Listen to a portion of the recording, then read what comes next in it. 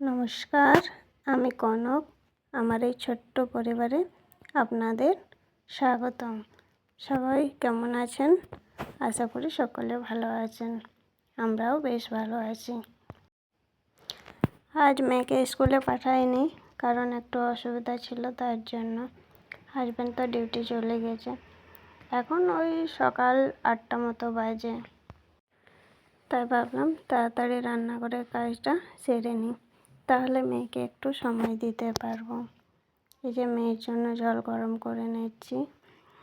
সকালবেলা রুটি বানিয়েছিলাম, তাই মেয়েকে জিজ্ঞেস করলাম কী দিয়ে খাবে। মেয়ে বলছে মা আলু ভাজা করে দাও, তাই আলু ভাজা করে দিচ্ছি। তার সাথে দুপুরের রান্নাটাও করে নিচ্ছি, নয়তো সময় পাওয়া যায় না মেয়েকে দেওয়ার জন্য। প্রেসারে কুকারের মধ্যে ভাত বসিয়ে দিয়েছি, আর এই ছোট্ট ছোট্ট কাজগুলো করে নিচ্ছি। এই বোতলের মধ্যে গরম জল ভরে রেখে দিলে মেয়ে একটু একটু করে খেতে পারবে, তাই বোতলের মধ্যে কিছুটা জল ভরে রেখে দিলাম।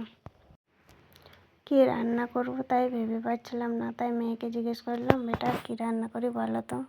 ওই বললো মা আমাকে আলু ভাজা করে দাও, রুটির সঙ্গে আমি খেয়ে নেব। তারপর একটু ওই পালং শাক ধুয়ে রেখেছিলাম, ওই পালং টমেটো দিয়ে পোস্ত করব, আর আলু ভাজা আর বেগুন ভাজা করব। তার মধ্যে মেয়ে আবার উঠে চলে এসেছে দেখতে যে আমি কি কাজ করছি। ওই দেখুন ওর হাতে কালকে ওটা ও নিয়ে এসেছিল, সেটাই বলছে মা এখনই খাবো। তাই আমি বললাম না, এখন সকালবেলা বাইরের খাওয়ার কোনো দরকার নেই, তা একটু ওয়েট করো, এই আলু ভাজাটা হয়ে গেলে রুটি দিয়ে দেবো। তাই তাড়াতাড়ি রান্নাও বসিয়ে দিয়েছি। রান্না হয়েই গেল। এই আলু ভাজা হয়ে গেছে, বেগুন ভাজাও হয়ে গেছে, আর ওই টিফিনের মধ্যে সকালবেলা রুটি বানিয়েছি, সেই রুটিই রয়ে গেছে। আর এদিকে পালক পোস্ত, কুকারের মধ্যে ভাতও হয়ে গেছে সব। তারপর একেবারে রান্নাঘর পরিষ্কার করে আপনাদের কাছে চলে এসেছি। তার মধ্যে আবার দুধওয়ালা ভাইয়াও এসে গেছিলো, তাই দুধটাও গরম করতে বসিয়ে দিয়েছি। বাড়িতে সেভাবে সবজি কিছু নেই, তাই সবজিওয়ালা এসেছে, একটু সবজি নিয়ে নিই, দেখি কী সব সবজি পাওয়া। এখন সেভাবে সবজি আর কিছুই নেই, ওই গাজর মটর শাক এইসবই, তাই একটু ফুলকপি নিয়ে নিয়েছি। সকালে সমস্ত কাজবাজ করে এই একটু বেডরুম এই বিছানাটা আগে গুছিয়ে দিয়ে গিয়েছিলাম, যাতে মেয়ে ওর উপর বসে পড়াশোনা করতে পারে। পড়াশোনা করবে না, কিন্তু একটু কাজ দিয়ে দিলে তাহলে আর দুষ্টুমিটা করবে না, নয়তো সকাল থেকে শুধু মা মা মা করতেই থাকবে, পেছন পেছন করতেই থাকবে।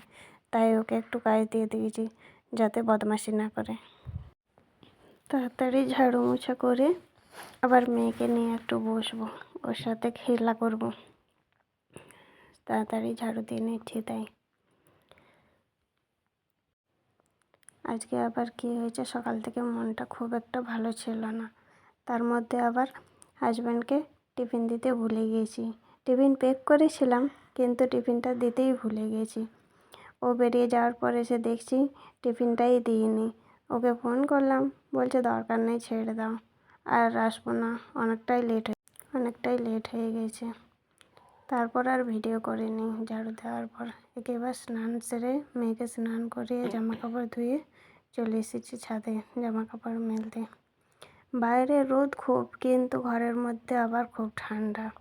আবহাওয়াটা ঠিক বুঝতেই পারা যাচ্ছে না, এই ঠান্ডা গরম, তার মধ্যে মেয়ের শরীর খারাপ হয়ে যায়।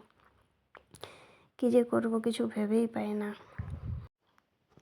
আর বন্ধুরা, আমার এই সাদামাটা ছোট্ট সংসারের কাজকর্ম আপনাদের কেমন লাগে অবশ্যই কমেন্টে জানাবেন, আর আপনারা কেমন ভিডিও দেখতে চান সেটাও জানাবেন। খুব একটা বাইরে বেরোনো হয় না, তবে চেষ্টা করব এই আমরা যেখানে আছি পানিপথের, তার রাস্তাঘাট বাজারঘাট সব ধীরে ধীরে অন্য ভিডিওতে তুলে ধরার। আর আমার ভিডিওটা কে কোথার থেকে দেখছেন একটু কমেন্টে জানাবেন। যেমন আপনাদের ভিডিও আমার কাছে আসে, সেরকম আপনারা যদি কমেন্টে জানান আমার ভিডিও কে কোথার থেকে দেখছেন, তাহলে আমি বুঝতে পারবো যে আমার ভিডিওটা কোথায় কোথায় ইউটিউব পাঠিয়েছে।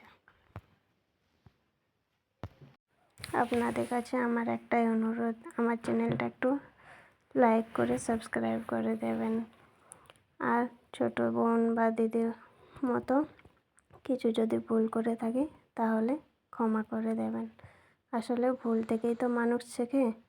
তাই যদি কোনো জায়গায় ভুল করে থাকি অবশ্যই আমাকে কমেন্টে জানাবেন।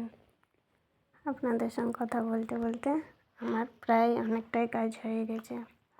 এই রোজ ঝাড়ু পোছা থালা বাসন মাজা কতই আর দেখাবো, তাই কিছুটা অংশ দেখিয়েছি, পুরোটা দেখাইনি।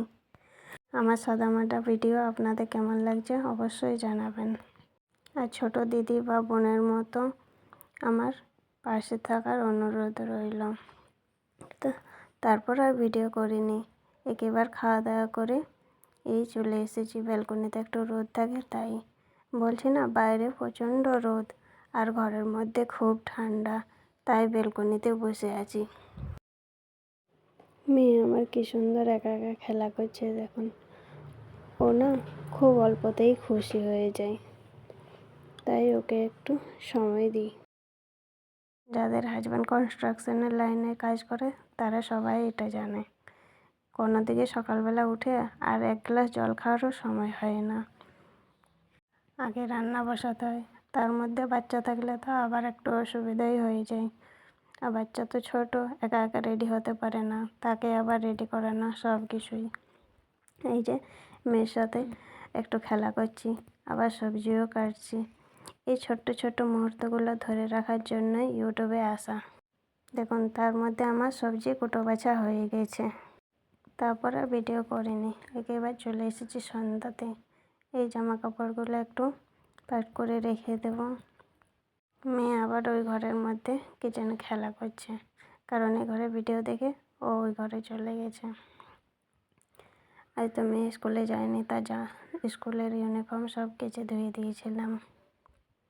এই টুক করে সব কাজ করে নিচ্ছি। আপনাদের আমার ভিডিও কেমন লাগছে অবশ্যই একটা কমেন্ট করে জানাবেন।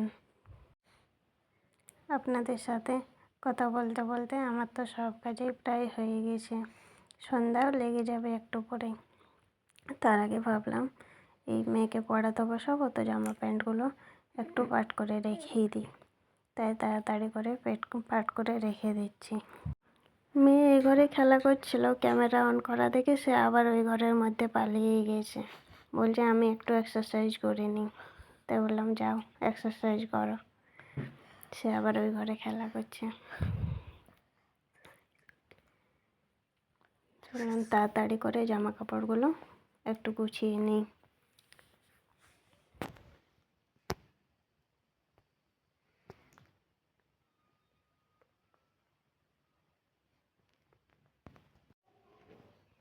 এই একটু করে কাজ এগিয়ে নিয়েছি।